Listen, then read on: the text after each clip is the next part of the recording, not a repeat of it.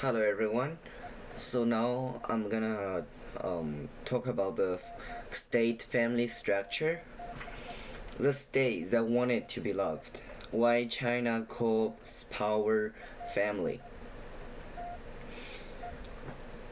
So Western politics has code words: state, law, rights, contract, constitution, citizen.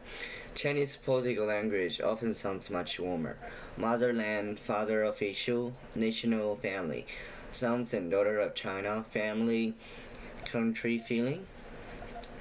To you, this may sound poetic. To Chinese ears, it sounds normal.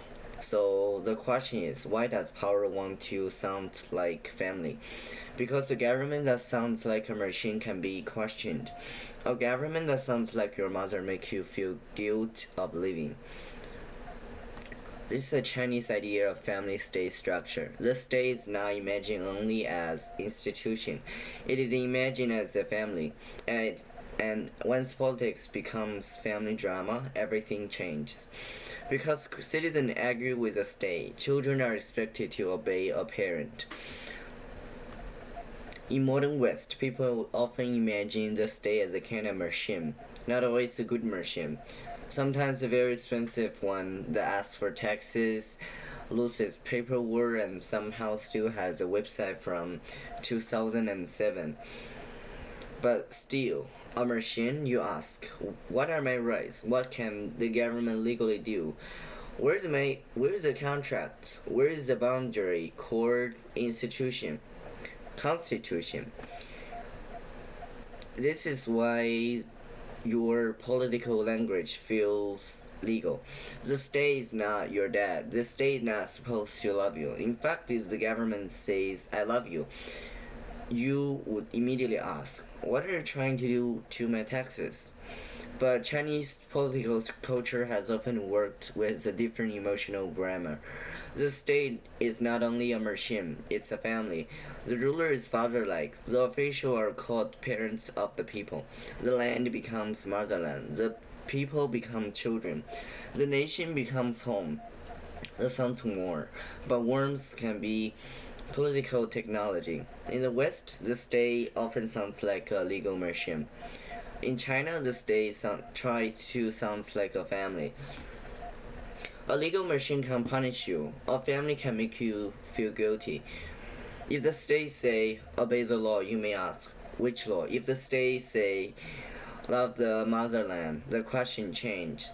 Now you're not just being breaking a rule. You're hurting your mother. That's harder to argue with. Law creates boundary. Family creates debate. Law says, here's what you can do, you can't do. Family say, after everything I have done for you, how can you do this to me? This is why family language is so powerful in politics. It turns disagreement into ingratitude. It turns criticism into betrayal. It turns living into abandonment. Rights creates boundary. Family language creates debate. The deepest part is, in tradition, people don't first learn hierarchy from the state. They learn it at home. The family is the first school of political obedience. At dinner table, a child learns who speaks first. What's the rules? Family can be loving, protective, funny, generous, emotionally exhausting ways that should probably be studied by the United Nations. But family also trains instincts. It teaches you how to stand before authority, how to explain yourself, how to apologize even when you're not sure what you did, how to say I understand when what you really understand is that nobody is asking. So when the state later speaks like a parent, the emotional software is already installed. So this is the traditional Chinese term, 父母官. It means father, mother, official. The official is imagined as a parent to the people. At first, this sounds beautiful. An official should care, protect the weak, shouldn't treat people like numbers. A ruler without moral responsibility is terrifying. But the question is, if officials are parents, what are the people? Children may be loved, but children are not equal political adults. Children can be guided, scold it, correct it, manage it, protect it for their own good, and sometimes crash for their own good. This is the danger of paternalism. It's not pure cruelty, it's power wearing a caring face. For your own good. This connects to one of the most powerful sentences in Chinese life. I'm doing this for your own good. Your parent, teacher, boss say it, or government may say it. It sounds caring, but it often means I have really decided what's good for you. Your job is to become grateful later. This is why family state language is difficult to resist. If someone say I want to control you, you can fight. If someone say I'm sacrificing for you, now fighting then feels dirty. Now you feel selfish, immature, ungrateful, like a bad child. And that's a genius of emotional power. It doesn't only control what you do, it controls how you feel about resisting. Now think about the phrase motherland.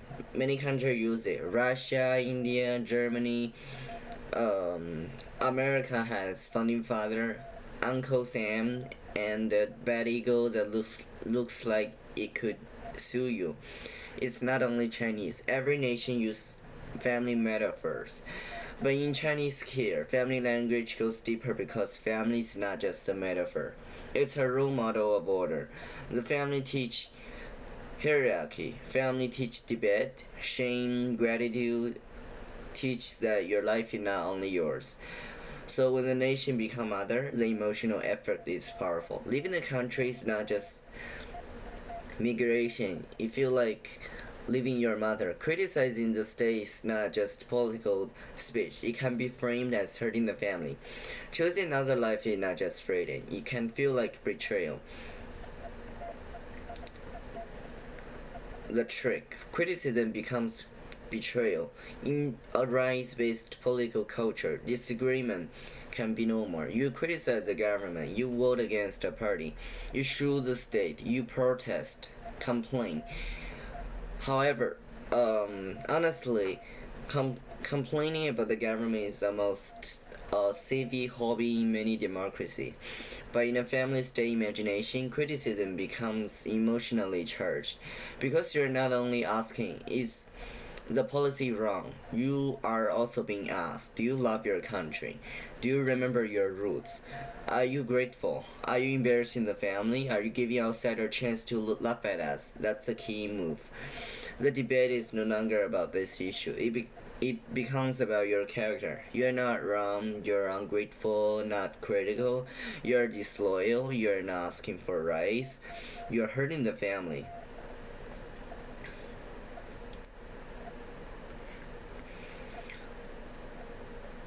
The family state doesn't need to prove you wrong, it only needs to make you feel ungrateful.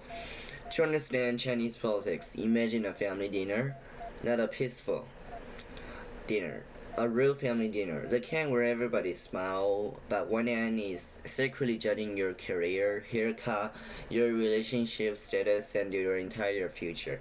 At the table, the goal is not always truth, it's harmony. Don't embarrass the elder. Don't make the family look bad. Don't expose dirty laundry. Don't ruin the atmosphere. Now enlarge the dinner table until it becomes a nation. That's a family state. Public criticism becomes airing family shame. Political disagreement becomes not knowing the bigger picture.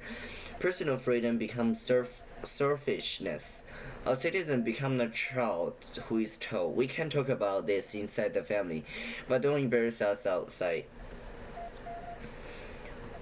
So you may think, okay, this is very Chinese, but not so fast. The West has its own family state language.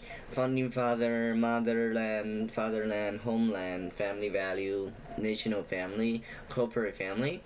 So when a company says we are a family, wrong, because it usually means we want loyalty without boundary, we want sacrifice without overtime pay, we want emotional commitment to an organization that would replace you by Tuesday. So the family metaphor is dangerous everywhere. A company that calls itself family may want your weekend. A church calls itself family may want your silence. A nation call itself family want your conscience.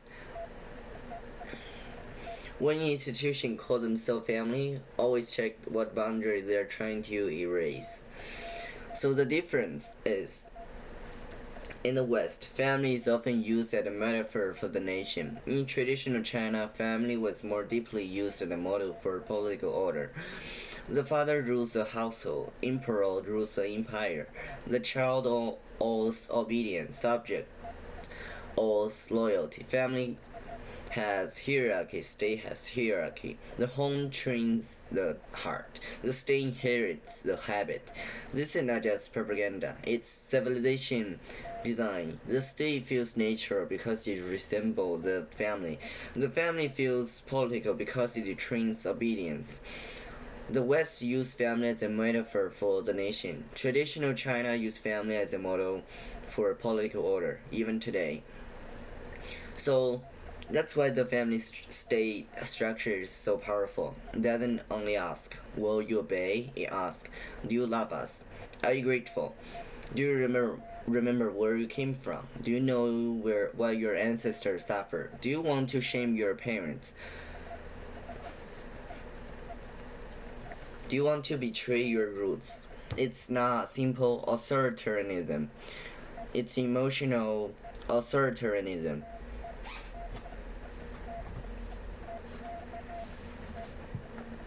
It reaches deeper than law. Law can say you can't do this. Family language say a good child wouldn't want to do this.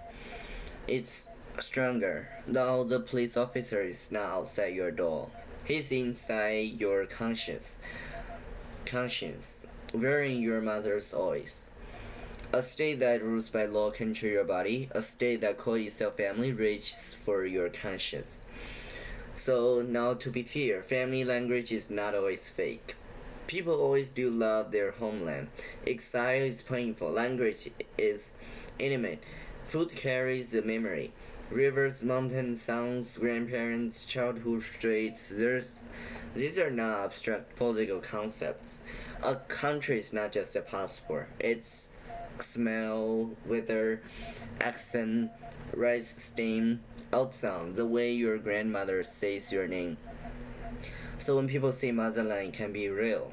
That's what makes it complicated.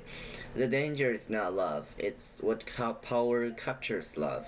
When the state takes emotional material of home and uses it to make obedience feel sacred, when longing becomes a leash, gratitude becomes a weapon, criticism becomes betrayal, when living becomes thin. The problem is not loving your country, it's when power uses love to make you kneel. What happens when political power wears the face of family? Citizen has right. A child has obligation. A citizen can say, you can't do this to me. A child is told, after everything we have done to you, how can you say that? That's the heart of family state. It changes a political question. Not what can the government legally do, but what do I emotionally owe? Not where is my boundary, but I'm betraying my family. Not what are my rights, but I'm being ungrateful.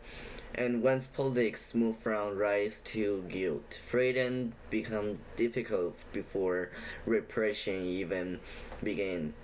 Freedom becomes emotionally difficult because before it becomes political impossible. The state that wanted to be loved is more dangerous than the state that only wanted to be feared. Fear creates distance, love creates attachment. Fear can produce rebellion, love can produce guilt. A machine can be questioned, a parent must be honored. That's why family state language matters. It's not just poetry or tradition, it's a way of turning power into intimacy.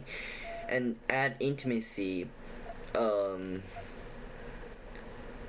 into obligation and obligation into obedience. So next time you hear political language about the motherland, the national mother, father of people, of the sons and daughters of our nation, ask one question: what boundary is this language trying to cross?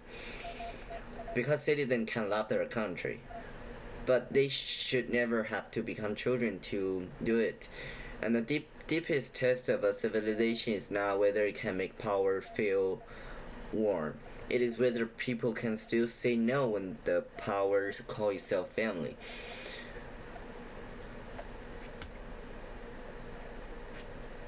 That's for today.